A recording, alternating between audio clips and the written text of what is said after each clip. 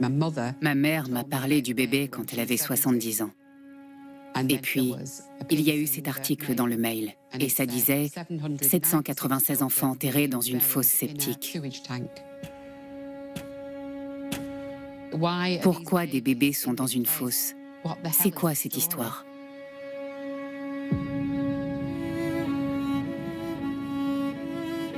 Significant quantities of human remains have been discovered at the site of a former mother and baby home in Tuam in County Galway. It was run by a Catholic order of nuns, the Bon Secours Sisters. Dans cette charmante région catholique, chaleureuse et accueillante de l'ouest de l'Irlande, il y avait désormais un charnier, et les nonnes étaient impliquées. We're talking about the worst human rights violations imaginable. Missing children, enforced disappearance, illegal adoptions. Ces nonnes tenaient méticuleusement leur registre, et pourtant des enfants ont disparu. Quand on ne retrouve pas la trace d'un bébé, c'est qu'il y a un mensonge derrière tout ça. On peut en général supposer qu'en fin de compte, la vérité sera pire que ce qu'on sait déjà.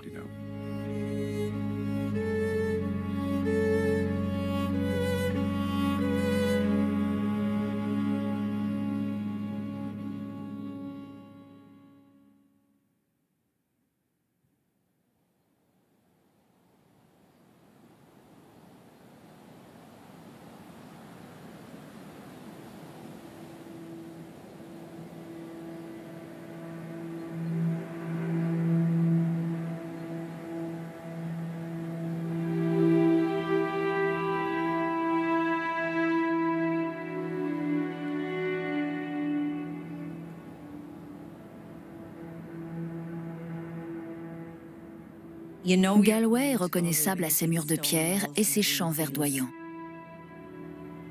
Un peu plus loin, à environ 25 km, se trouve une petite ville appelée Tuam. Il y avait un home pour mères célibataires. Un vieux bâtiment immense en pierre où les femmes étaient incarcérées uniquement parce qu'elles étaient tombées enceintes sans être mariées. Il y avait des endroits comme ça dans tout le pays, ces horribles bâtiments bien visibles.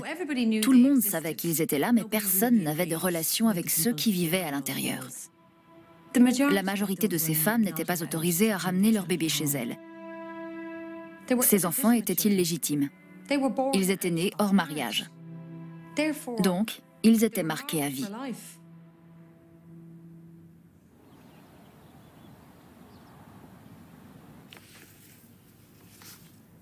Je savais qu'il y avait des enfants au foyer de Tuam, mais j'ai toujours cru qu'ils étaient orphelins.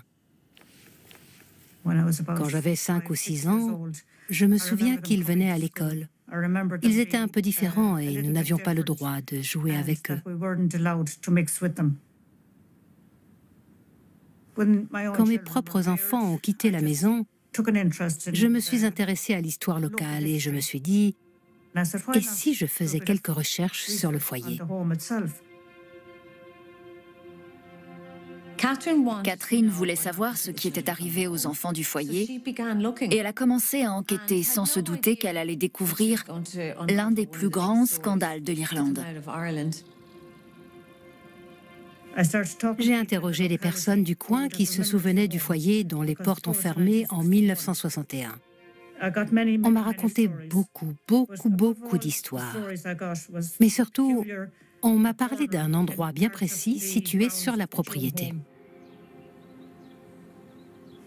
Apparemment, dans les années 70, 2 petits garçons sont venus jouer près de cet endroit. Le sol a cédé sous leurs pieds et ils sont tombés dans un trou. Ils ont découvert un tas de petits crânes et d'ossements. Il s'agissait des restes de squelettes d'enfants et de bébés. On était venus cueillir des pommes, on était des gamins. Il suffisait de monter sur le mur et de sauter. Ce jour-là, on a sauté et on a atterri ici, là où je me tiens. On a entendu un bruit creux. On a dégagé les ronces et on a vu qu'il y avait une dalle de béton fissurée. On a soulevé la dalle et c'est là qu'on a découvert à l'intérieur de cette structure qu'il y avait tout un tas d'os. Si on n'avait pas vu les crânes, on n'aurait jamais su que c'était des restes humains. Mais il y avait des crânes. Et en voyant ça, on a tout de suite su ce que c'était. Quand les enfants ont découvert ces restes dans les années 70, le prêtre a été appelé, mais il n'y a eu aucune enquête. Circulez, il n'y a rien à voir. Sûrement des morts de la grande famine. Ensuite, la décision a été prise de recouvrir et de bénir cet endroit, et même de reconstruire un lotissement tout autour. C'était une petite tombe d'enfant. Il ne reste rien, seulement une partie du mur de 3 mètres de haut qui entourait le foyer. C'est tout ce qu'il en reste aujourd'hui. Avant le foyer, il y avait eu une maison de travail qui avait été construite en 1840. Donc l'Église a dit que ça devait être des bébés morts de la famine ou dans la fameuse maison. Ensuite, il fallait que je découvre combien d'enfants étaient morts dans ce foyer. Personne n'a voulu m'aider, ni les nonnes, ni la mairie, personne. Alors j'ai pensé aux archives municipales de Galway parce qu'il devait y avoir des registres de décès. Une employée des archives m'a demandé « Vous voulez vraiment acheter tous les certificats de décès ?» J'ai dit « J'en ai besoin ». Elle m'a répondu « Mais il y a eu des centaines et des centaines de morts au foyer de Tuam ». Le chiffre qu'elle m'a donné était stupéfiant. Elle a dit « Sur la période que vous m'avez donnée, j'en ai compté 796. J'en suis certaine, c'est écrit sur les actes de décès, mort au foyer pour enfants de Tuam ». Catherine avait les noms de 796 enfants décédés. Elle avait les actes de décès. Tous ces enfants avaient donc légalement été déclarés morts dans le foyer de Tuam. Mais il n'y avait pas de certificat d'inhumation. La loi exige un certificat d'inhumation quand une personne décède. Et apparemment, il n'y en a pas pour ces enfants. Je suis allée au cimetière de Tuam. Le gardien m'a laissé consulter le registre et pas un seul des 796 noms n'apparaissait. J'ai vérifié dans les cimetières du comté voisin, mais je n'ai pas trouvé un seul enfant. Donc les bébés ne sont pas au cimetière, ni à Tuam, ni ailleurs. Où sont-ils? Mon hypothèse était qu'ils devaient être sur la propriété du foyer. Dans le cadre de ses recherches, Catherine avait trouvé des cartes. Il y avait, le long du grand mur qui est toujours là, un endroit appelé fosse septique. J'ai remarqué cette zone qui était une immense fosse septique pour recueillir les eaux usées, exactement là où les garçons avaient trouvé les ossements. C'était un tournant pour moi. Je me suis dit, ce n'étaient pas des bébés victimes de la famine.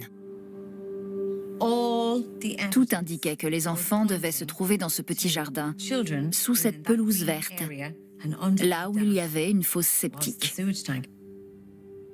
Il n'y avait pas eu de fouilles et nous n'avions pas de preuves scientifiques, mais nous avions 796 actes de décès. En tant que journaliste, je me suis dit, c'est de la négligence, c'est de la maltraitance, c'est un scandale national et même international. Donc nous avions assez d'informations pour publier un article. The world has been shocked by the story of the mass grave of children in Ireland. The numbers in this story are simply shocking. 796 recorded deaths.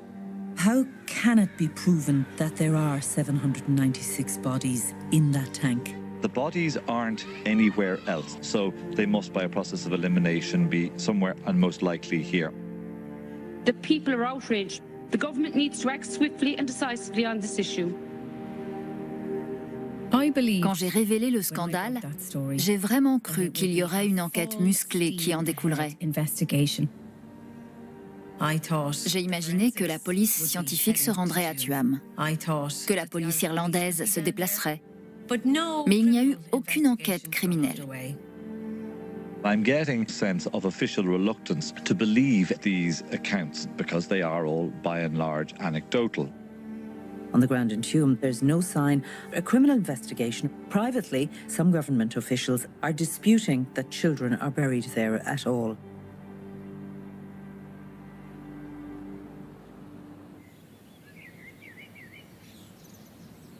Quand Alison O'Reilly a publié l'article sur Tuam en première page, lundi matin à 9 h, mon téléphone a sonné. Ici, Sir Mary Ryan, responsable de Bon Secours. Dites-moi ce que c'est, cette histoire dans le journal. C'est quoi? Elle m'a dit, vous vous rendez compte que toute la journée d'hier, nous avons été assaillis par les médias? Nos vieilles sœurs sont très inquiètes. J'ai dit, c'est au sujet des enterrements. Vous n'étiez pas au courant? Pour moi, il n'y a pas d'autre explication possible. S'ils ne sont pas dans la fosse, où sont-ils? Toutes les preuves que j'ai me font penser que c'est là qu'ont été jetés les cadavres. Elle a nié catégoriquement. Elle a ajouté, nous avons ici 2 sœurs qui ont travaillé dans le foyer de Tuam, mais elles sont très âgées et ne sont plus capables de dire quoi que ce soit. Je travaillais pour le Washington Post lorsque le scandale de Tuam a éclaté. C'est étonnant, mais les premières choses que j'ai lues au sujet de l'affaire, c'est qu'elle était bidon, que c'était un canular et que les recherches effectuées par Catherine Corless n'étaient pas fiables. Elle avait pris contact avec les nonnes, pensant que ces dernières voudraient connaître la vérité. Mais il y a eu une résistance de la part de l'Église qui n'a pas voulu se poser trop de questions pour essayer d'avoir des réponses. J'ai été ostracisée. On m'a traitée de charlatan, de menteuse. On a dit que je cherchais à attirer l'attention et que jamais un tel scandale n'aurait pu se produire dans la Sainte Irlande. Je pense que cette histoire a bien failli être étouffée et que les nonnes auraient pu ne jamais faire l'objet d'une enquête. J'ai travaillé avec des ordres religieux, notamment sur des questions de politique publique. Je n'ai jamais rencontré un seul ordre de religieuse qui ne montrait pas une rigueur absolue dans la tenue de ces registres. Quand un ordre recevait la moindre somme de la part du ministère de l'Éducation pour effectuer je ne sais combien de missions différentes, il y avait toujours des registres de comptes dressant la liste des dépenses au centime près, et ces comptes étaient toujours impeccables. Lorsqu'un ordre fait disparaître des informations, en particulier un ordre de nonnes, cela signifie probablement qu'il y a quelque chose à cacher. Je pense qu'elles savent tout, combien, où et comment, combien de bébés sont morts et où et comment ils ont été enterrés. Je ne sais pas pourquoi elles ne veulent pas le dire, et j'imagine que c'est parce qu'on ne sait pas tout et qu'elles cachent quelque chose.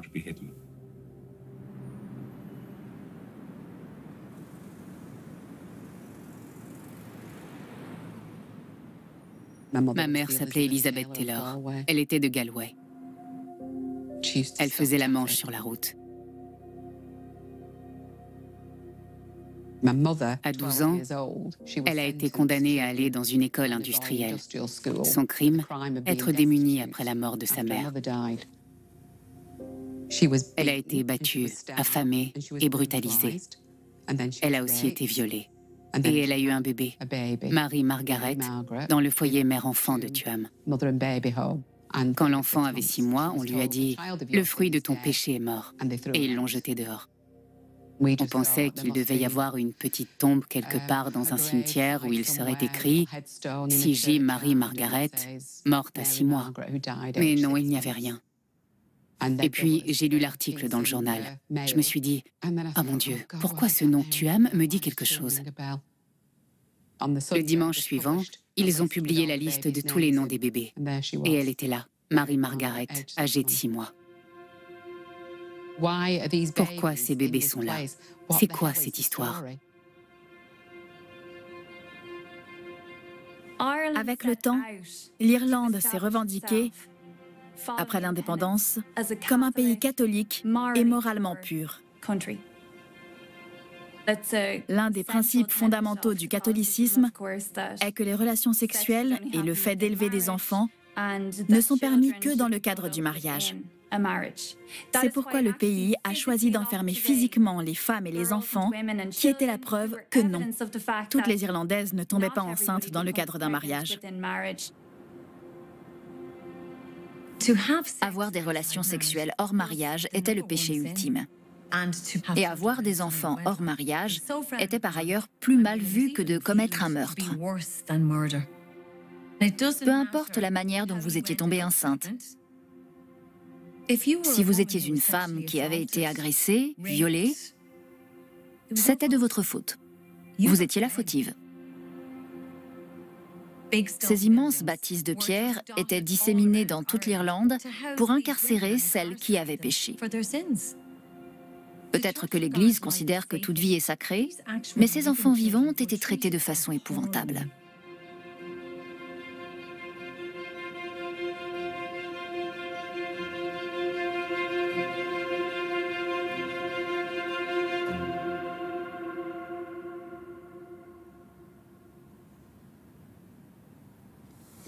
Ma mère est tombée enceinte hors mariage. Quelqu'un de sa paroisse l'a découvert et est allé directement voir le prêtre. Il l'a dénoncé. Le prêtre est venu à la maison et il a tout pris en main.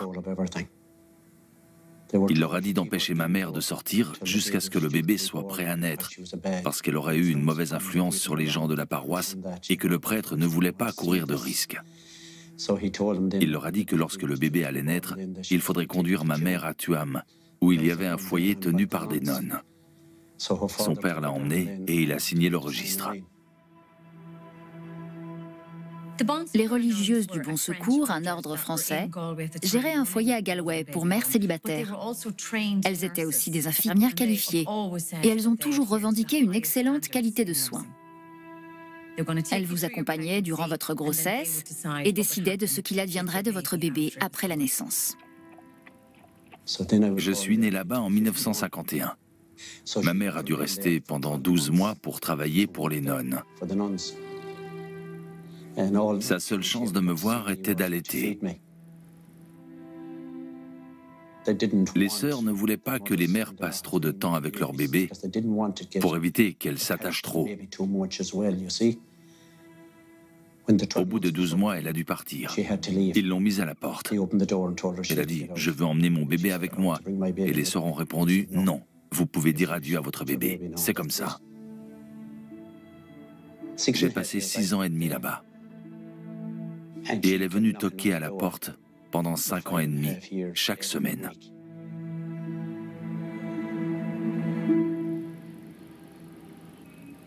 Ma mère avait 16 ans et elle a rencontré un garçon d'Angleterre qui venait passer ses vacances d'été.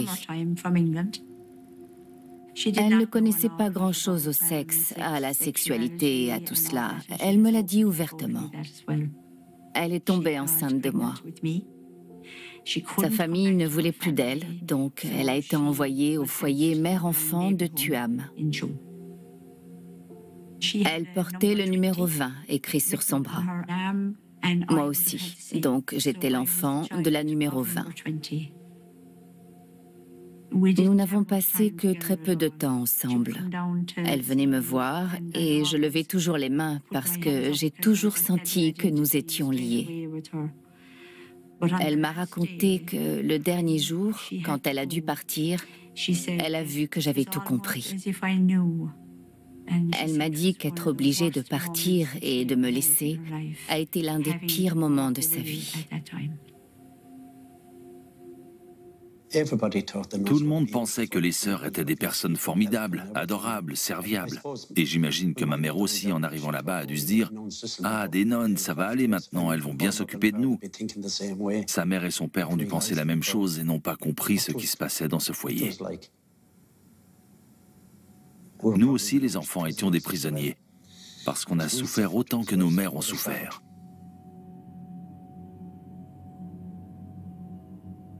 On m'a laissé dans le foyer mère-enfant et j'y suis resté jusqu'à 4 ans et demi. Il y avait environ 300 bébés là-bas. Vous imaginez un peu les cris et le boucan dans cet endroit. On était enfermés dans un immense dortoir en long avec 30 lits. Impossible de jouer dans la chambre. On restait là toute la journée et on essayait de garder le moral. Les religieuses nous surveillaient. La nôtre restait debout en permanence, à nous regarder et à lire son livre. On pouvait demander à sortir dans le couloir pour marcher un peu. Mais pas dehors, impossible. On était enfermés tout le temps. C'est pour ça que j'avais qu'une hâte. C'était de sortir, parce qu'on était tout le temps confinés à Tuam. J'avais l'habitude de balancer ma tête pour m'endormir. Je ne pouvais pas dormir sans me bercer. Je me mettais sur le dos comme ça. Ça étouffait le son. La nuit, c'était horrible. On entendait des rugissements et des cris. J'étais terrifié. On faisait pipi au lit. Impossible de se retenir parce qu'on était à bout de nerfs. On faisait semblant de rien pendant 3 ou 4 jours. Et il finissait par s'en rendre compte. Regarde ce que tu as fait. Regarde-moi ça. Tu as mouillé ton lit. Tu as mouillé ton lit. On nous tirait les oreilles et on nous frappait sur la tête. Les tapes sur la tête, ça allait. Mais les oreilles, c'était le pire. J'ai les oreilles abîmées. Nous n'étions rien dans ce monde. Pourquoi on a été traités comme ça par l'Église, par des religieuses? Quand ils ont démoli le foyer, ils ont trouvé une pièce remplie de jouets. C'étaient les habitants du quartier qui en avaient fait don pour Noël, mais on ne les avait jamais reçus. Jamais. C'était dur. Très dur.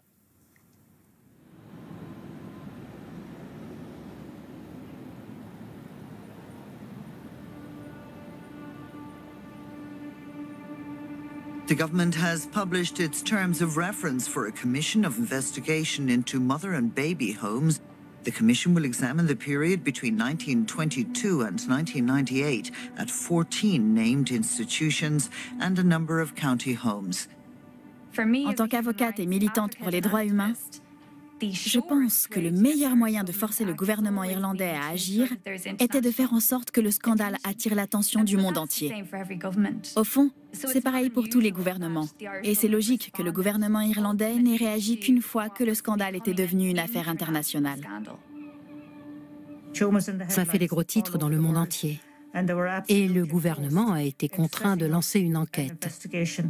Ils ont compris qu'il y avait beaucoup d'autres foyers mère-enfant en Irlande auxquels il fallait s'intéresser. C'était un système très organisé. Il y avait des foyers mère-enfant dans toute l'Irlande. Mais il a fallu qu'une femme de Galway mette au jour un énorme scandale pour qu'on s'y intéresse. Toute cette histoire a explosé à cause de la fosse. Donc, en toute logique, la commission a fait appel à des experts médico-légaux pour analyser ce site. Les certificats de décès existent, mais qu'en est-il des dépouilles? Est-ce qu'elles correspondent aux certificats de décès? Est-ce que les bébés sont là?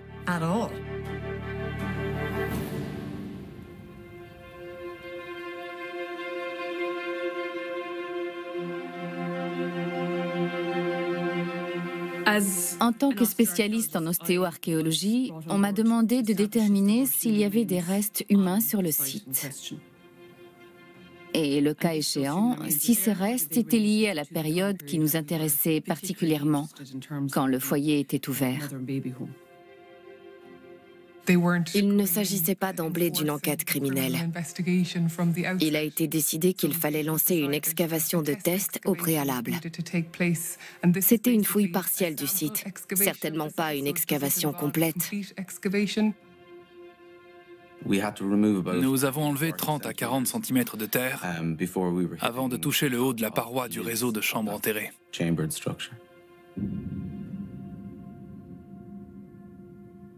Quand nous avons découvert la grande salle, après avoir enlevé le couvercle, il était évident qu'il y avait des ossements au fond.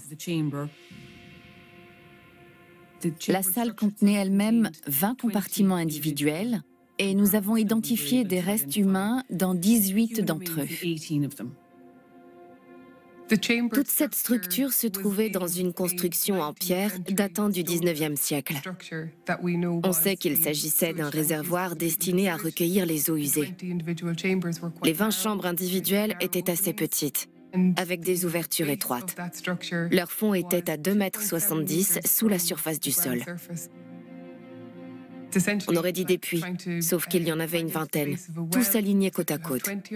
Évidemment, on ne pouvait descendre dedans parce que c'est là que se trouvaient les restes humains et il n'y avait aucun endroit où se tenir debout en sécurité. Nous avons dû identifier visuellement la présence des restes humains en nous tenant au-dessus des chambres. Nous avons donc pris des centaines et des centaines de photos. Nous avons pu estimer la fourchette d'âge de ces individus au moment du décès à partir de leurs ossements. Il y avait des fœtus de 35 semaines et des enfants de 4 voire 6 ans. Nous avons prélevé 6 échantillons d'ossements dans les chambres. Ils appartenaient tous à des nourrissons, âgés de moins de 12 mois au moment de leur mort. Il était aussi possible de dire qu'il y avait des restes appartenant à des jeunes enfants et qu'il y en a potentiellement beaucoup. Mais l'objectif de cette fouille-test n'était pas de récupérer les restes. Il s'agissait simplement d'établir leur présence. Il n'était pas encore possible de donner des chiffres exacts.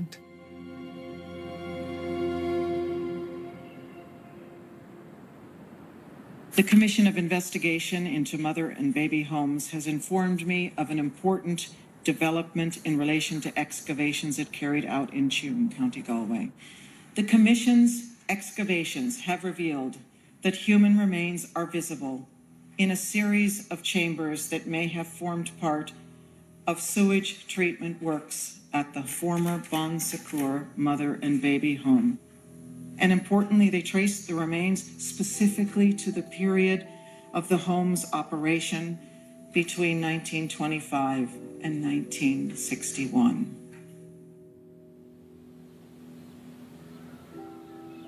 Des bébés ont été jetés dans une fosse septique.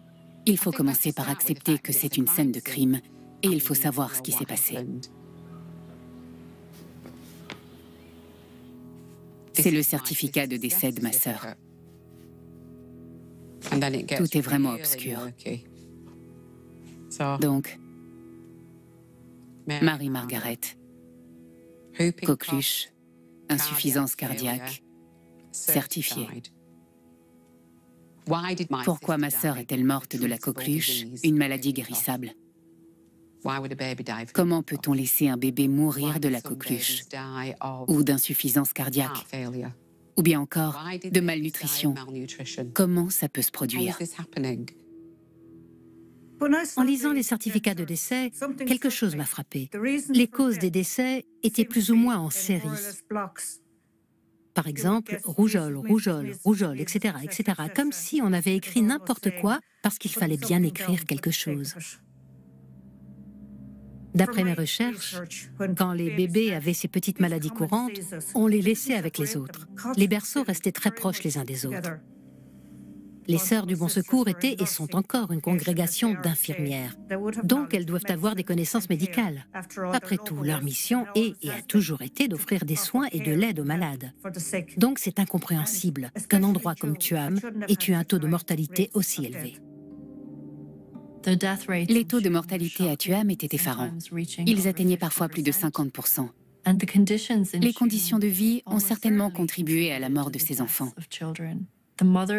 Les mères qui étaient obligées de travailler n'étaient pas autorisées à s'occuper de leur propre enfant et ne le voyaient que pour le nourrir. Ces enfants étaient donc gardés dans cette institution sans recevoir les soins et l'attention indispensables. Les inquiétudes des inspecteurs qui se sont rendus à Tuam et qui ont décrit des enfants émaciés et avec le ventre gonflé n'ont manifestement pas été prises au sérieux. Rien n'a été fait pour améliorer les conditions, car les taux de mortalité sont restés très élevés pour une institution de ce genre.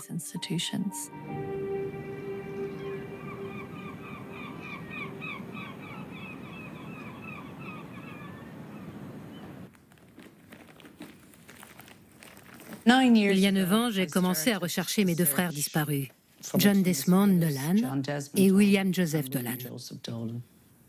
John est né à terme et son poids était de 4 kilos. Malheureusement, il est mort dans le foyer de Tuam. Selon les registres, il est mort de la rougeole.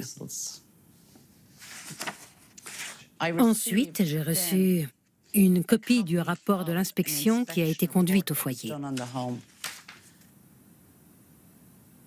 Ma mère a dû quitter la maison en février. 2 mois après son départ, John Desmond Dolan est effectivement enregistré ici.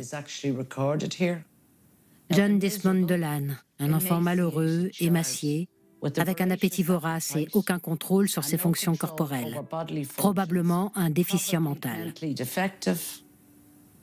Son poids à la naissance était normal, il était en bonne santé.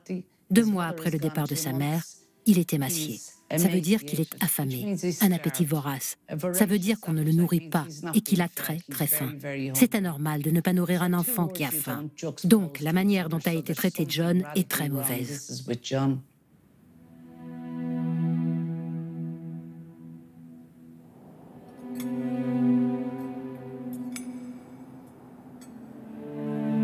Tous ceux qui ont vécu là se souviennent clairement des bébés affamés, et eux-mêmes étaient affamés. On avait tous le ventre gonflé.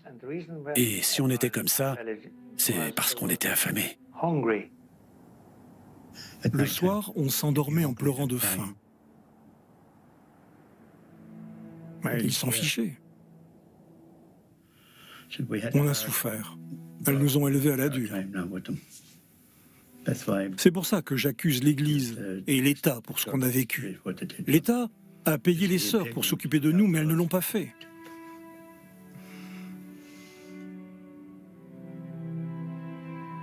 J'ai été frappée par le fait que sur certains des certificats de décès, il est écrit marasme, ce qui veut dire malnutrition infantile. Les sœurs étaient payées par l'État pour s'occuper de ces enfants. Elles ont reçu une subvention par tête, donc elles avaient de l'argent à dépenser pour les nourrir. Elles élevaient des poules, des poulets, des cochons, et elles avaient un excellent potager avec tous les légumes imaginables. Elles cultivaient de tout.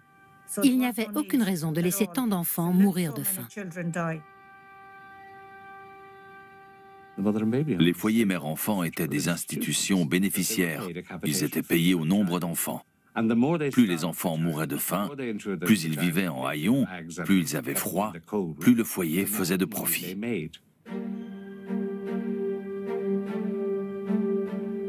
Le Bon Secours est un ordre très riche qui gagne de l'argent grâce aux soins de santé privés partout dans le monde. Et franchement, je ne connais pas un seul ordre de bonnes sœurs qui soit pauvre.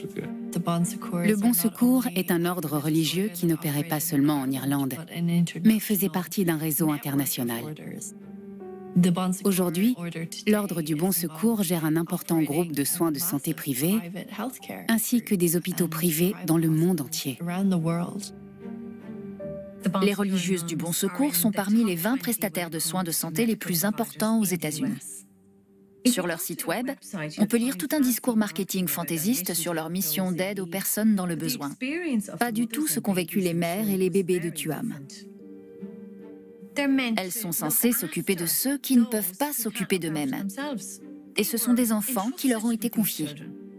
De nombreuses questions se posent sur l'argent qui a été gagné grâce à ces institutions qui ont séparé les mères de leurs enfants et dans lesquelles tant d'enfants sont morts.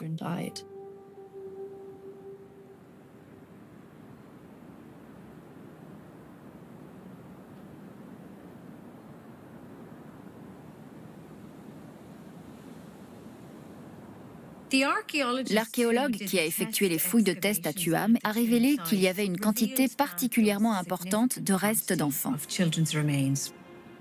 On ne nous a jamais dit combien de restes humains avaient été trouvés. On ne nous a jamais dit autre chose qu'une quantité significative. La question cruciale est de savoir combien ils sont dans cette fosse septique. On ne le sait toujours pas à ce jour. Il y en a plus qu'un, oui, plus que 10 même. Mais plus que 100, on ne peut pas le dire.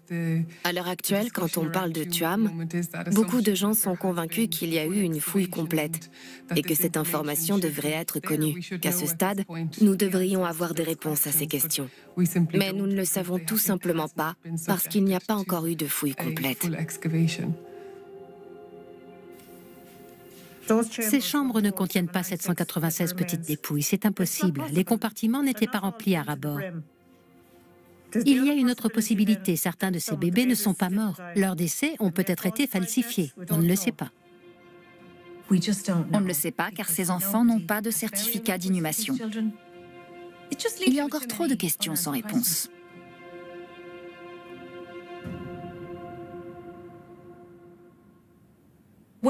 Quand vous regardez les registres et que vous cherchez un enfant comme William Dolan, les religieux ont inscrit « mort ». Mais il n'y a pas de certificat de décès pour cet enfant. Ma mère a eu un deuxième enfant au foyer de Tuam. J'avais un deuxième frère, William Joseph Dolan. Il est écrit ici, malheureusement, William Joseph Dolan est décédé le 3 février 1951 à l'âge de 9 mois. Et il n'y a pas de certificat de décès non plus pour William. Il ne figure pas sur la liste des 796 décès. Il n'y a aucun document concernant sa mort, aucune cause du décès, aucun dossier médical, rien. Tout ce que je sais, c'est qu'il est mort le 3 février 1951. Moi, je pense que William a été adopté illégalement. La mère d'Anna a témoigné.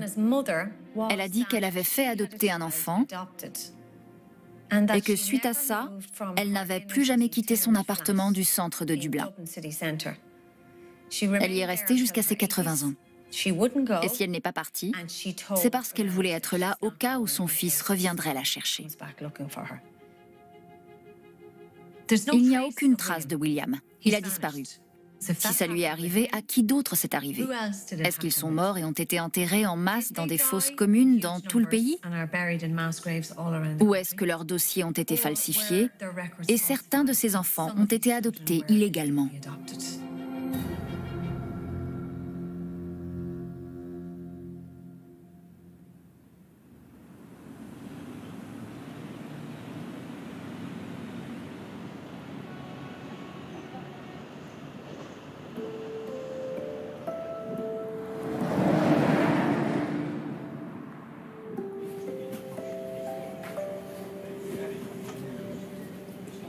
Je n'ai pas su que j'avais été adopté avant l'âge de 6 ou 7 ans, je crois.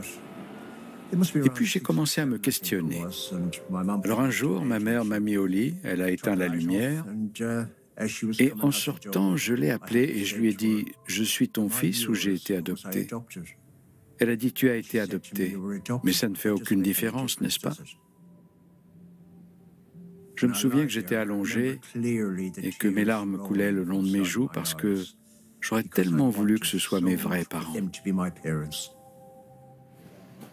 14 ans après la mort de mes parents adoptifs, les choses ont commencé à se gâter. J'étais tout le temps en larmes, même au travail, les larmes montaient. J'avais peur que les gens les voient, mais je ne pouvais pas les retenir. Je me disais, mais qui suis-je? D'où est-ce que je viens?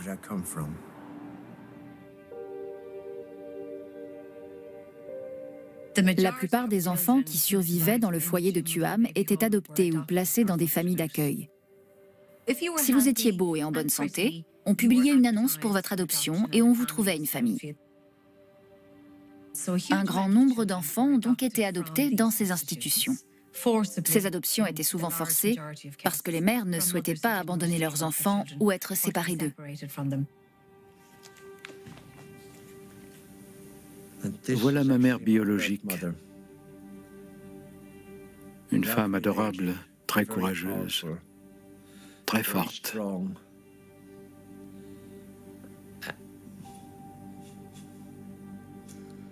Quand j'ai finalement appris que ma mère était encore vivante, l'assistante sociale est allée la voir. Ma mère biologique a tout de suite demandé « Il est mort ?» Pas du tout, a répondu l'assistante. Il est marié, en Angleterre, il a 3 garçons et il vous cherche. Quand on s'est rencontrés, Chrissy, ma mère biologique, a fondu en larmes. Elle m'a dit « Je ne sais pas si tu me croiras un jour ». J'ai dit « Bien sûr que si, je vais te croire ». « De quoi tu parles ?» Elle m'a répondu « Je ne t'ai jamais fait adopter, je n'ai jamais donné mon accord ». Elle m'a dit qu'elle s'était levée un matin et qu'elle était descendue de la buanderie pour me changer et me nourrir, comme elle le faisait tous les jours. Ce matin-là, elle est venue me voir et je n'étais pas dans le lit. Elle m'a cherché partout, partout, partout. Une religieuse est arrivée dans la pièce. Elle me portait dans les bras. Chrissy, ma mère biologique, lui a demandé « Est-ce qu'il va bien ? Est-ce qu'il va bien ?» La religieuse ne lui a jamais répondu.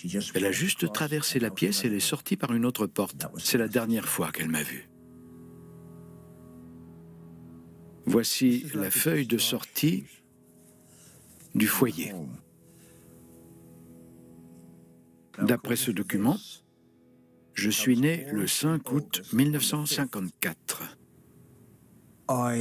J'ai toujours fêté mon anniversaire le 23 septembre, lorsque j'étais enfant. Donc le 23 septembre est sûrement le jour où mes parents adoptifs m'ont emmené à la maison.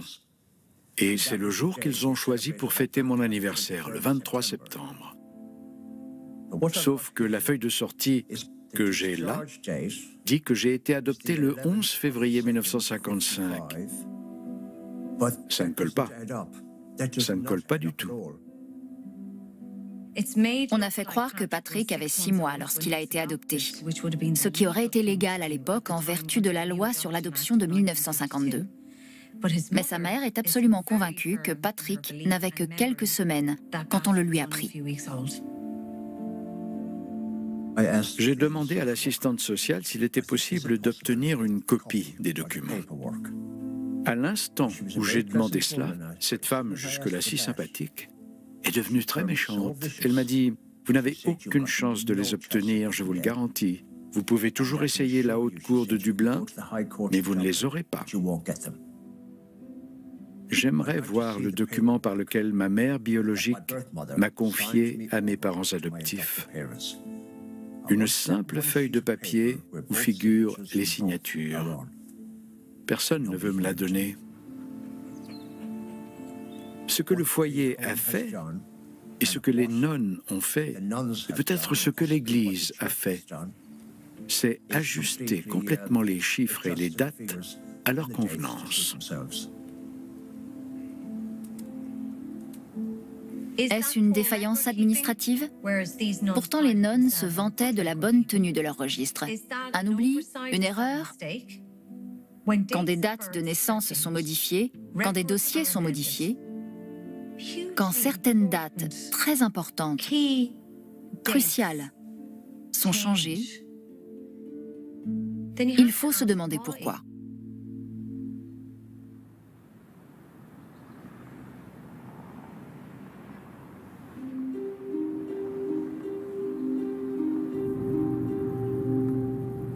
Quand je suis arrivée en Amérique en 1959, j'avais presque 3 ans. Mes parents adoptifs ont tous deux fait la Seconde Guerre mondiale. Et ils ont fini par s'enfuir en Caroline du Nord pour se marier. Ma mère ne pouvait pas avoir d'enfants, alors ils ont décidé d'adopter. Ma grand-mère paternelle vient d'Irlande. J'imagine que mon père s'est dit que ce serait bien d'adopter un enfant irlandais. Mon père tenait à moi comme à la prunelle de ses yeux, et ma mère a dit qu'elle n'avait jamais été aussi heureuse. Mes parents adoptifs m'ont toujours dit que mes parents étaient morts dans un accident de voiture. Des années après le décès de mon père, ma mère m'a dit que ce n'était pas vrai, que ma mère était célibataire et que j'étais née dans un foyer à Tuam en Irlande qui accueillait les mères non mariées. L'Église catholique était très impliquée dans tout ce qui se passait en Irlande.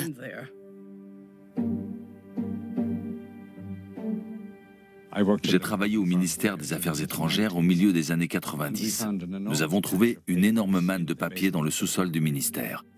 Il s'agissait de demandes de passeports signés pour des bébés qui partaient à l'étranger dans les années 30, 40, 50.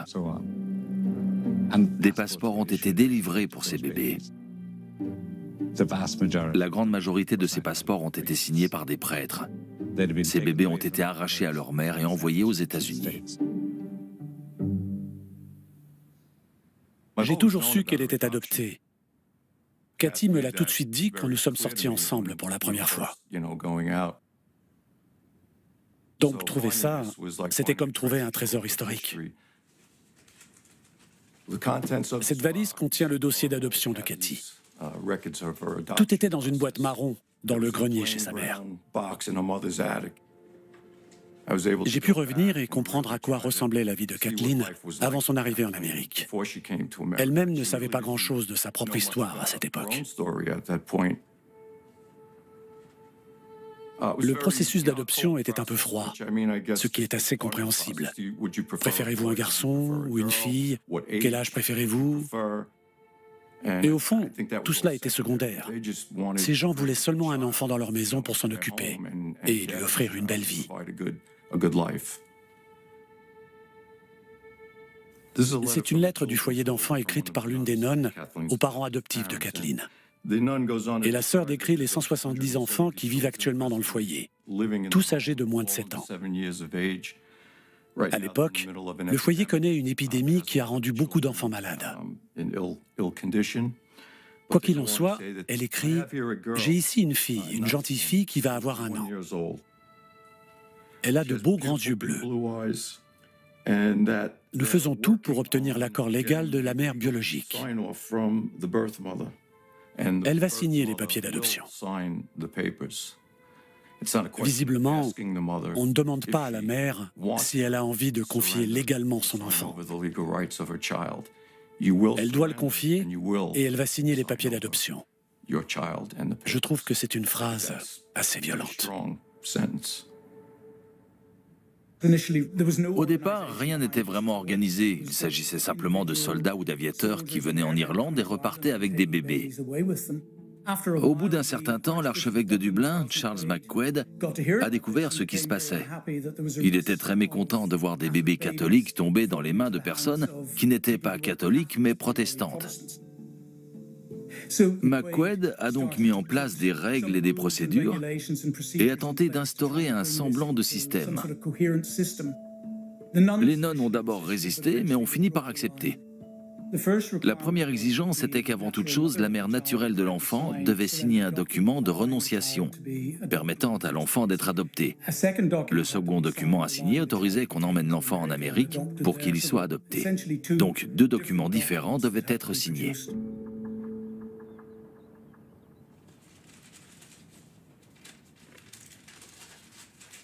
Voici une lettre du foyer Angel Guardian. Il s'agissait d'une agence située à New York qui travaillait avec le foyer de Tuam dans le but de faciliter le processus d'adoption par des citoyens américains.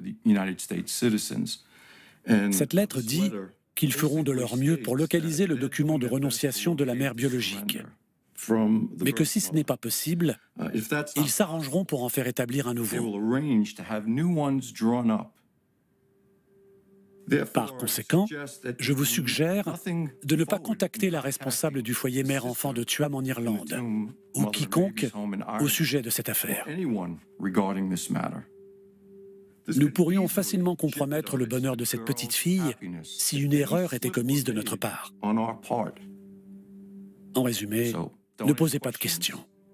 Ne faites pas pression. Ça se fera quand ça se fera, de la manière dont ça se fera. C'est plus que suspect. Ma mère adoptive a dit que si j'étais sur le marché noir irlandais, c'est parce qu'il y avait beaucoup de bébés adoptés en Irlande et beaucoup d'adoptions illégales. Sincèrement, je pense que le foyer n'a jamais essayé de contacter ma mère biologique. Peut-être au début, mais ils ont vite abandonné. À mon avis, ils ont tout fabriqué eux-mêmes. Voici une lettre de sœur Anne Gertrude, responsable du foyer de Tuam. Vous serez ravis d'apprendre que j'ai enfin reçu les documents de renonciation. Je crois que ce ne sont pas les documents qui étaient attendus. Mais l'ambassade américaine les a gentiment acceptés suite à mes explications. Si elle les avait refusés, la petite Cathy, comme vous l'appelez maintenant, n'aurait pas pu être adoptée. Mais maintenant que nous les avons, c'est sans importance. Donc l'ambassade américaine accepte des papiers qui ne sont pas fiables à 100%.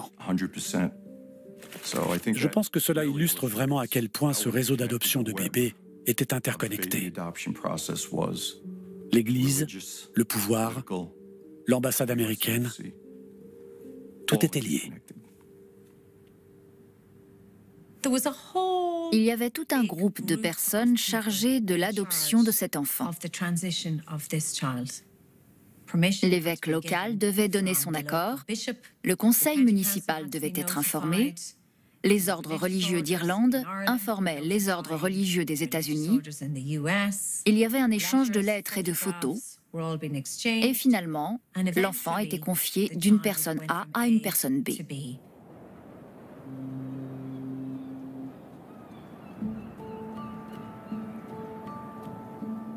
La mère et le père de Michael, ses parents adoptifs, ne pouvaient pas avoir d'enfants. Ils étaient très catholiques et actifs au sein de leur église. On pense que c'est comme ça qu'ils ont appris l'existence du foyer et qu'il y avait des bébés à adopter. J'ai pris l'avion à Shannon, près de Galway. Je ne sais pas vraiment si j'étais accompagné, si quelqu'un s'occupait de moi, si ce sont les hôtesses de l'air qui me surveillaient.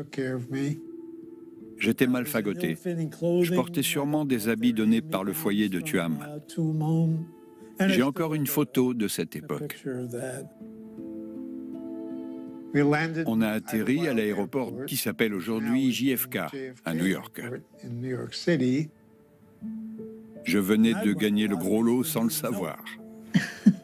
Exact. Parce que j'avais enfin un parent. Deux même, pour le coup.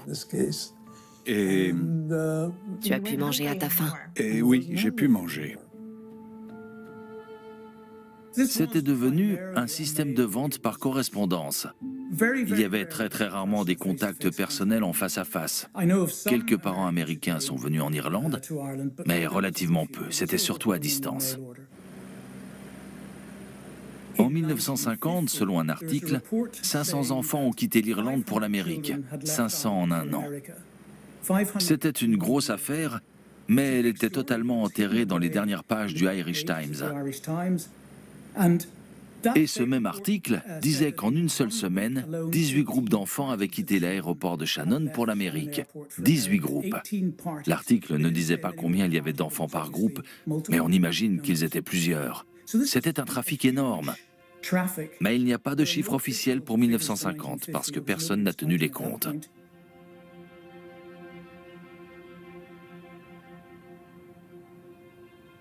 Je suis né en 1957 au foyer mère-enfant de Tuam.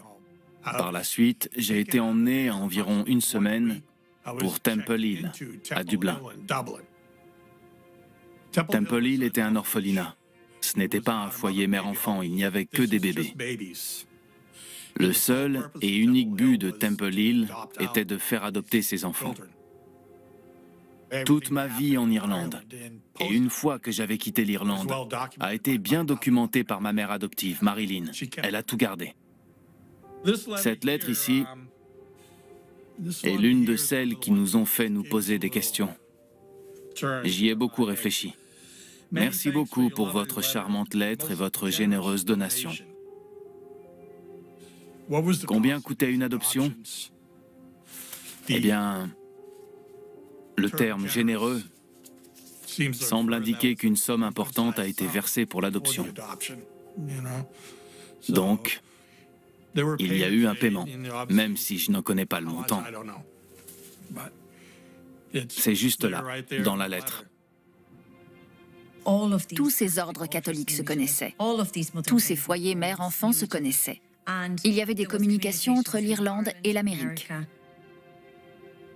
Je pense que ces foyers d'Irlande ont gagné beaucoup d'argent grâce aux adoptions. L'enfant était une marchandise qu'ils vendaient. C'était un produit pour lequel il y avait une demande. Et les enfants rapportaient de l'argent à l'Église catholique.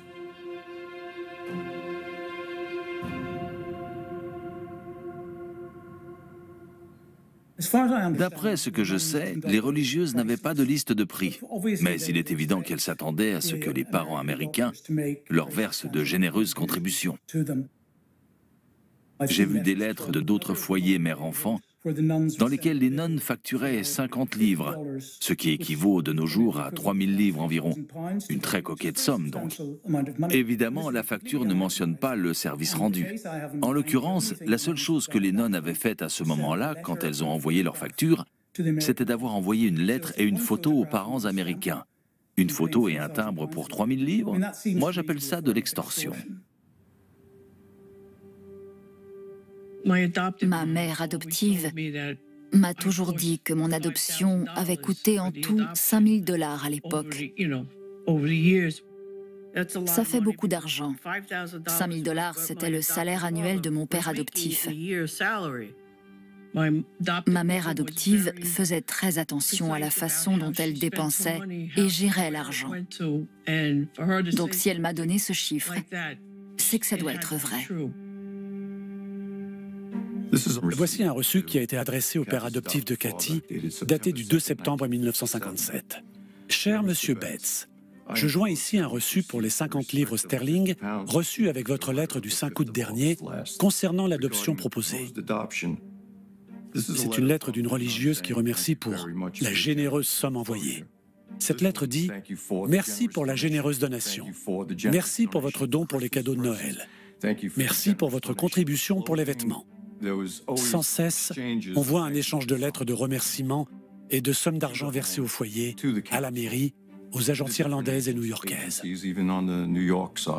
Le gouvernement irlandais, les orphelinats, les compagnies aériennes, les services d'immigration, tous étaient partie prenante dans ce système d'adoption. C'était du jamais vu. C'était un vrai réseau digne des services secrets. Bien financé et bien huilé. Et une jolie machine.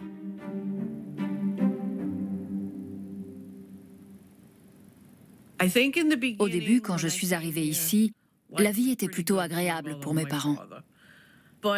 Mais au fil du temps, mon père a commencé à boire beaucoup. Et quand c'est arrivé, c'est devenu très difficile. J'ai beaucoup souffert à cette époque. Mon père buvait et il était violent avec ma mère. Il est décédé quand j'avais 9 ans et je n'ai jamais su que ma mère buvait aussi en cachette.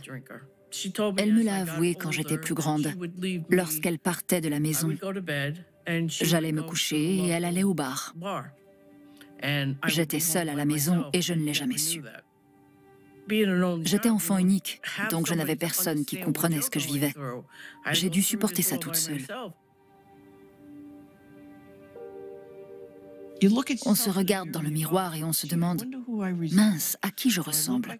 Est-ce que je ressemble à mon père ou à ma mère? Comment était-il » Je n'ai pas d'histoire de famille parce que j'ai été adoptée, donc je n'ai rien.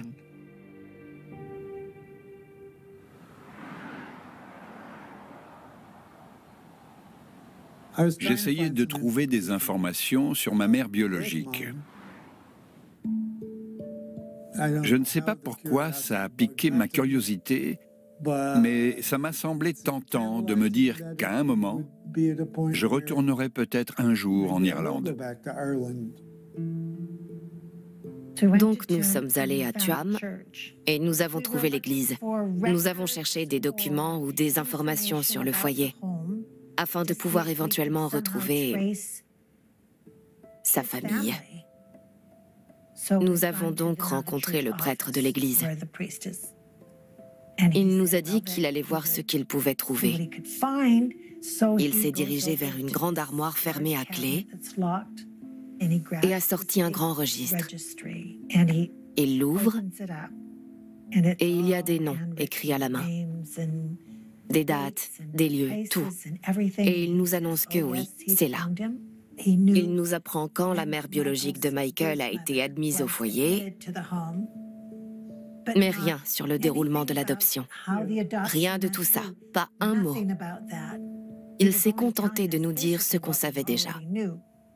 Alors, je me lève de ma chaise et je m'approche pour regarder le livre et il le referme d'un coup, comme ça. Puis il le remet en place et il verrouille la porte. C'était surprenant parce que ce n'était pas du tout le genre de prêtre âgé, joyeux et bedonnant qu'on pourrait imaginer. Il a juste dit, c'est tout ce que vous saurez. Le reste, vous ne pouvez pas le voir. Bonne journée.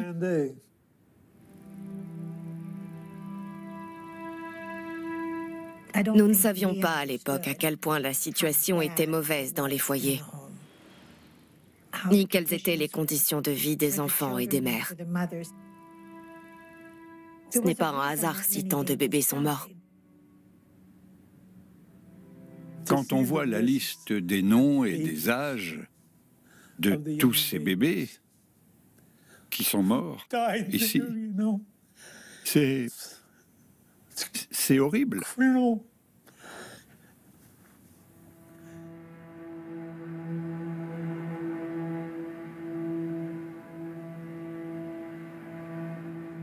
En Irlande, les personnes adoptées n'ont toujours pas le droit d'accéder aux informations sur leur naissance ou à leur certificat de naissance. Les survivants sont confrontés à de nombreux obstacles pour accéder à leur dossier, à leurs propres informations.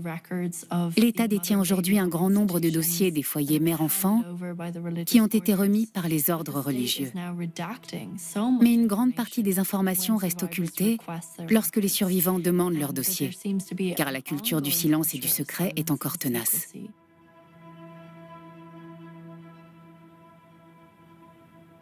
Pendant 30 ans, j'ai essayé d'obtenir des informations. Je suis tombée devant des portes fermées pendant très longtemps. Soit ils avaient une bribe d'informations, soit ils n'en avaient aucune, soit ils disaient qu'il fallait aller voir ailleurs. Les dossiers qu'on me présentait étaient souvent lourdement censurés. Ça soulevait plus de questions que ça n'apportait de réponses. Il y a 1 an ou 2, une assistante sociale m'a rencontrée et m'a dit « Nous avons trouvé une lettre dans une boîte dans un bureau du conseil municipal de Galway. » La lettre était là depuis que j'avais 9 ans. Ce qui signifie qu'elle est restée là, dans une boîte, dans un bureau, pendant 53 ans. Voilà ce que ma mère disait dans la lettre. « Chère révérende mère, j'espère que par cette lettre, ma demande n'enfreint pas les règles. Mais j'ai eu une petite fille qui est née au foyer en 1957. Elle a été adoptée 1 an plus tard et je me demande aujourd'hui si elle est heureuse ou non.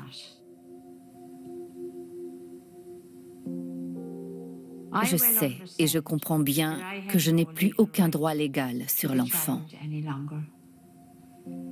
Mais je vous serais très reconnaissante de me faire savoir dans quel comté ou dans quel pays elle se trouve et si elle est heureuse.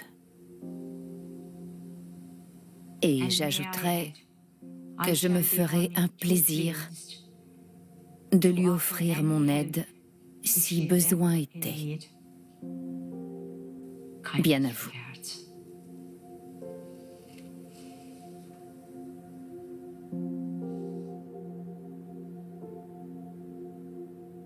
Je n'ai jamais su qu'elle m'avait cherché pendant tout ce temps. Ça aurait été très important pour moi de le savoir si j'avais eu connaissance de cette lettre. Elle s'inquiétait pour moi. Pendant tout ce temps, elle ne m'a jamais oubliée. Il y a encore à ce jour des dossiers dans des bureaux un peu partout qui me concernent et qui concernent beaucoup d'enfants survivants et adoptés. C'est pourquoi il est vraiment crucial que les instances dirigeantes et les institutions religieuses impliquées rassemblent correctement toutes ces informations une bonne fois pour toutes. et les transmettent à toute personne qui cherche son identité.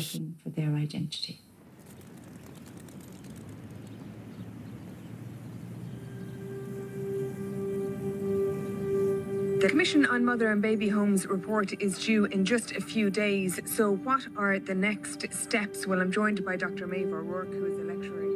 En 2015, le gouvernement a lancé la commission d'enquête sur les foyers mère-enfant. Cette commission a travaillé pendant 5 ans sans donner le moindre accès aux informations qu'elle recueillait. Les survivants n'ont pas eu le droit d'avoir accès à leur propre dossier. La commission a aussi refusé l'accès aux archives sur les bébés disparus. Et malheureusement, par la suite, en octobre 2020, le gouvernement irlandais a annoncé qu'après avoir reçu l'ensemble des archives de la commission des foyers mère-enfant, il était prévu de les sceller pendant les 30 prochaines années. En réalité, c'est quelque chose d'assez courant de la part des services gouvernementaux irlandais d'essayer de cacher les archives des enquêtes sur les abus graves et répétés de l'Église et de l'État.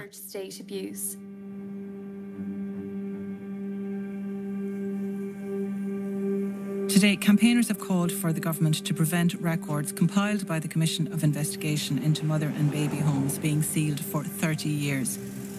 It's hard to believe that in 2020 we're standing here and having gone through decades of breaking free of the stranglehold of the church on this state on things like homosexuality and abortion and divorce, we're now facing another stranglehold of the institutions of church tied up with the state, trying to hide something. I wouldn't say cover up, but what I say is they are literally burying evidence. There's a lot at stake for people here. People who've already been traumatized. Their history, their identities.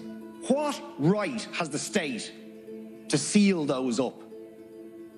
We're talking about the worst human rights violations imaginable. Missing children, enforced disappearance, illegal adoptions. 1 in every 100 people in this country was a victim of systematic mass incarceration, a system which involved forced labour, medical experimentation and abuse and torture.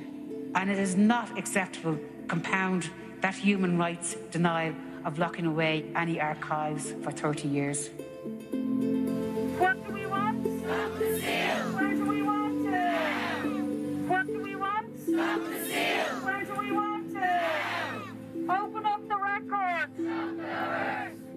Ils nous doivent la vérité. Peu importe ce que contiennent ces archives, elles doivent être rendues publiques parce qu'elles nous appartiennent. Nous étions des citoyens de seconde zone et nous étions cachés. Mais c'est fini désormais. Nous ne sommes plus des secrets qu'on cache, nous sommes là. J'exige avec force 2 choses du gouvernement et des ordres religieux. De la responsabilité et la publication des archives.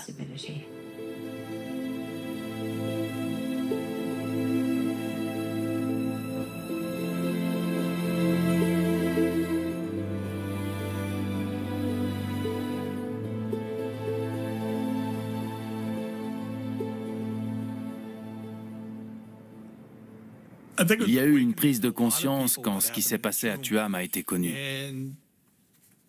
Alors, en tant que victime, quand j'ai eu accès aux informations sur l'identité de ma mère, j'ai appris qu'elle était malheureusement décédée alors qu'elle vivait à Philadelphie. C'est une ville qui est vraiment tout près de chez moi. Je n'avais qu'à prendre le train et j'aurais pu, si seulement ils nous avaient donné l'information, j'aurais pu aller la voir par moi-même. 2001, ça veut dire que j'aurais eu 10 belles années. C'est une des choses qui me rendent furieux. Qui? Pourquoi me les ont-ils cachées? Ces informations ne concernaient que moi et personne d'autre.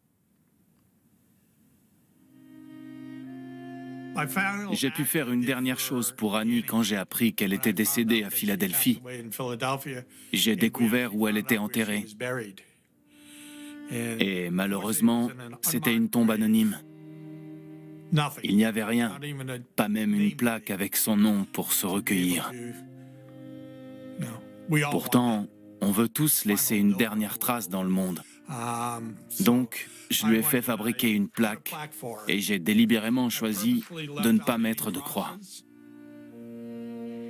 Il y avait simplement son nom, Annie Owens, 1931-2001. Elle n'était pas si âgée quand elle est décédée. Mais pour moi, c'était important de pouvoir faire quelque chose pour elle. Je ne l'ai jamais rencontrée, mais j'ai toujours pensé à elle. Alors, c'était la moindre des choses que je pouvais faire.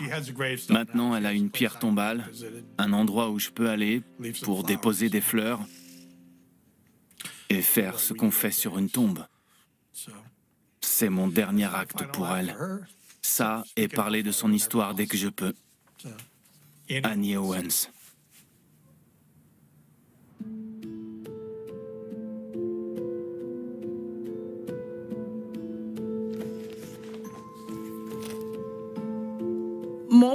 La plupart des personnes adoptées qui recherchent leurs parents biologiques recherchent leur mère.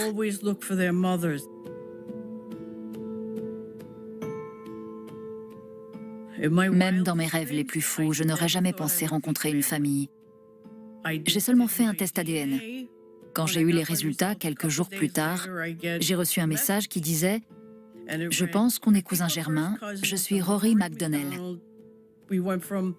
Après les messages sur le site, il y a eu des textos, puis des appels téléphoniques. Là, j'ai réalisé qu'il s'agissait de la famille de mon père biologique. Et puis il m'a dit, je dois te dire quelque chose. Tu as un frère et une sœur en Angleterre.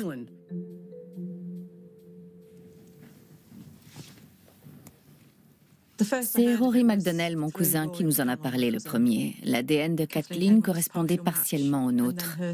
Et puis son histoire collait avec ce que nous savions de papa quand il a quitté l'Irlande. Il est arrivé en Angleterre à l'âge adulte.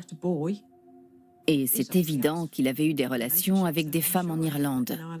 Mais je n'aurais jamais pensé qu'il pouvait y avoir un enfant. Papa n'en savait rien non plus, c'est sûr. Sinon, nous l'aurions su aussi. Oui, c'est sûr, sans aucun doute. Il aurait fait quelque chose. Je n'imagine pas papa abandonner un enfant, s'il l'avait su. Non. C'était pas son genre. Non. Je suis contente qu'ils aient eu notre père. C'est dommage qu'à 8 ans près, je ne l'ai pas connu. Carole m'a dit que notre père était un homme très doux et gentil, qu'il avait toujours une bonne histoire à raconter, qu'il essayait toujours de les faire rire. Et elle m'a aussi dit, j'ai l'impression de revoir papa quand je te parle. Tu lui ressembles tellement, c'est incroyable. On a bien ri et on a pleuré un peu, et puis j'ai fini par dire, il faut qu'on aille à New York. Oui, il faut qu'on la rencontre. C'est ça. Notre sœur. Oui.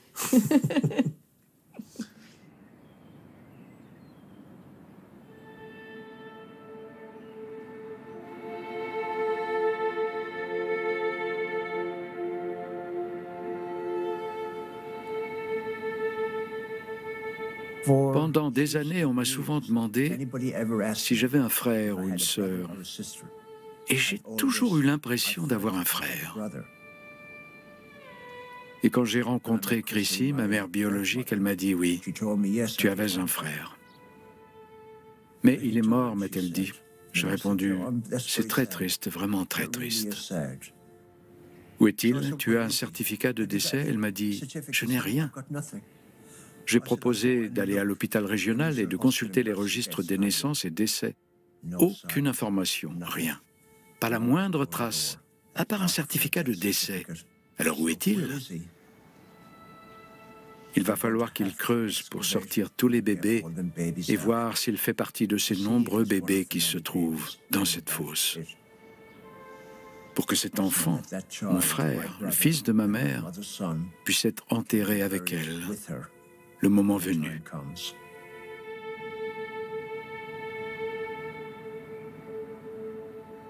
En tant qu'archéologue judiciaire, je n'ai jamais abandonné des restes humains de cette manière. Les mesures qui ont été mises en place pour protéger le site et les vestiges devaient être temporaires et ne pas durer plus de 6 mois. Nous avons souligné le fait qu'il fallait agir d'urgence. C'était une gageure, certes, mais il était possible et nécessaire de faire une fouille complète. Entre les rapports et les retards, plus de 4 ans se sont écoulés. Et rien n'a encore été fait. En plus de la fosse, il y avait un énorme terrain de jeu gigantesque. Je me doute, étant donné sa taille pour un si petit lotissement, que ça cache quelque chose. Je crois que beaucoup de bébés et d'enfants sont enterrés sous le terrain de jeu et sous le gazon. Il existe une carte sur laquelle on voit le vieux réseau des égouts. Il y a beaucoup d'anciens cloaques un peu partout autour. Elles étaient reliées au système d'égouts, donc peut-être qu'ils ont utilisé certaines d'entre elles aussi. On ne le saura pas tant que des fouilles complètes n'auront pas été effectuées sur l'ensemble du terrain et tant que les archéologues ne seront pas retournés dans la zone. Pour l'instant, aucun crime n'a été établi. Mais pour l'instant, le site n'a fait l'objet que d'une fouille partielle et non complète. Une exploration exhaustive et un examen post-mortem complet pourraient révéler autre chose. C'est une erreur de n'avoir toujours rien fait 4 ans plus tard, alors qu'il y a encore des restes dans les chambres. Ce qui a été censuré, ce sont les photos des os des bébés qui ont été balancés là. Et si c'était les os de ma sœur? La seule chose qu'ils peuvent faire, la seule chose, c'est d'explorer tout le site. Ces bébés ont le droit d'avoir une identité, leur propre identité. Il faut fouiller, faire des analyses ADN et les identifier.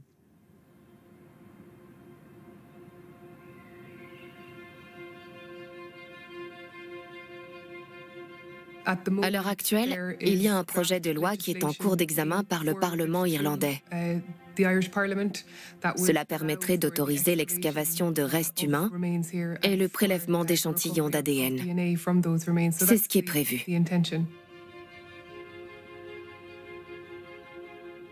Il est tout à fait possible de récupérer ces restes avec un protocole et la procédure médico-légale.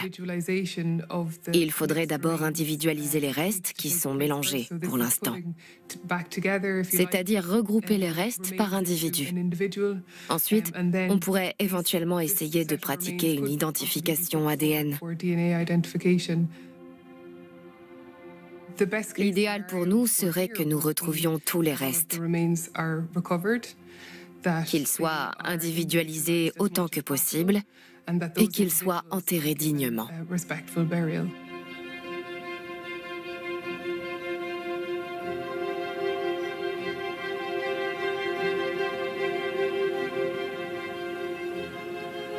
Le Bon Secours génère des milliards de dollars, pas des millions, mais des milliards. Il doit être possible de débourser les 13 millions. S'ils veulent faire amende honorable, ces gens devraient proposer de couvrir l'ensemble des frais d'excavation, d'exhumation, d'analyse ADN et d'inhumation.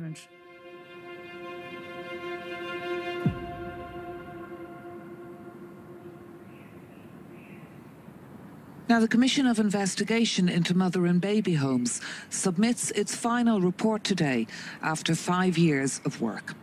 The report includes the testimonies of people who lived and worked. Good afternoon. Bonjour.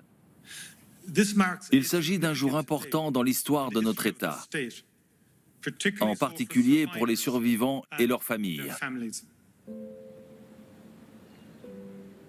Ce rapport dépeint un chapitre sombre, douloureux et honteux du passé récent de l'Irlande. Une histoire qui a eu des conséquences très réelles et durables pour beaucoup. Et je mesure l'immense courage des survivants qui ont partagé leurs souffrances.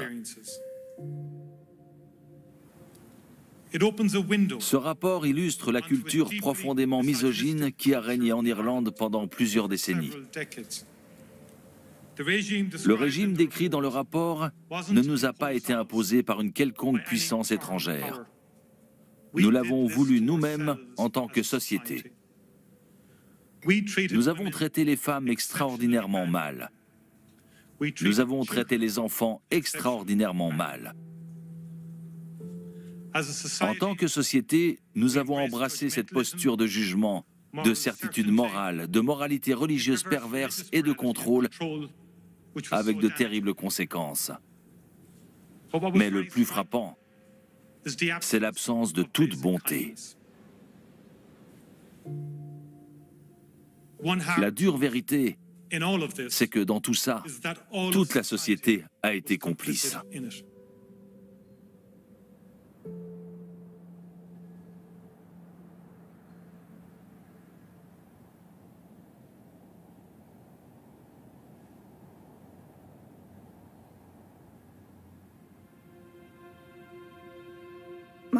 J'ai, comme tant d'autres, été totalement atterrée de voir que le rapport nous accusait, nous, en tant que société, d'être responsables.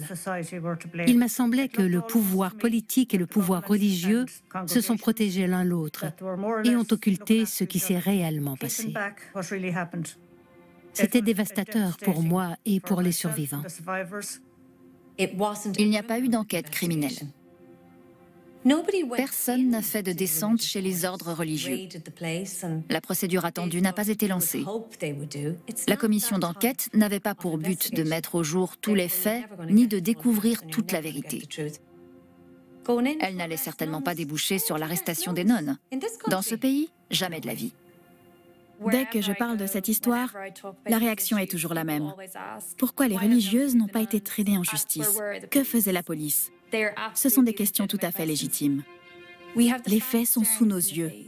Il y a des survivants qui racontent les terribles abus qu'ils ont subis. Sur le papier et dans les faits, ce qui s'est passé constitue l'une des pires violations des droits humains qui soient. En fin de compte, je pense que ceux qui étaient au pouvoir à l'époque où ces institutions étaient gérées sont tout simplement inquiets du coût qu'impliqueraient les procédures judiciaires.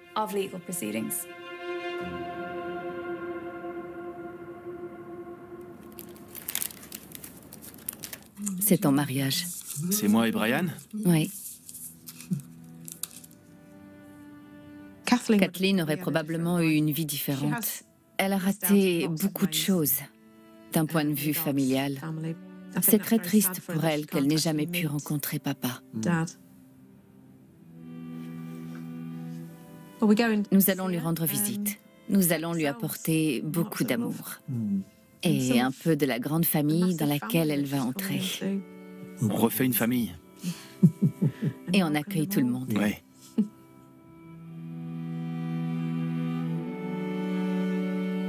Enfant, je me demandais souvent si j'avais un frère ou une sœur.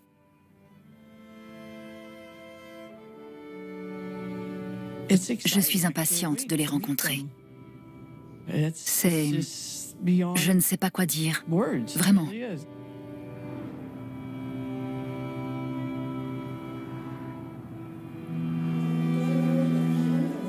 J'étais à l'aéroport, j'attendais que leur avion atterrisse. Et je me disais, qu'est-ce que je fais? J'invite chez moi des gens que je n'ai jamais rencontrés. Je dois être folle. Je dois être folle.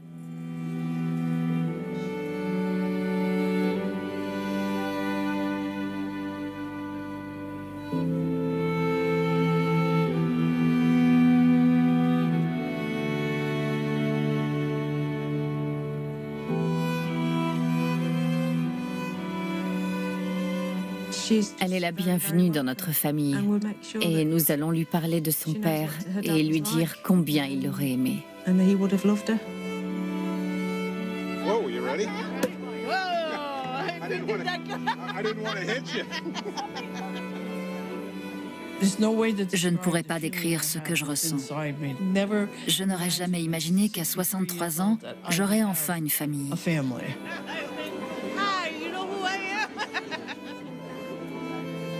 Me dire que c'est ma famille, c'est exceptionnel.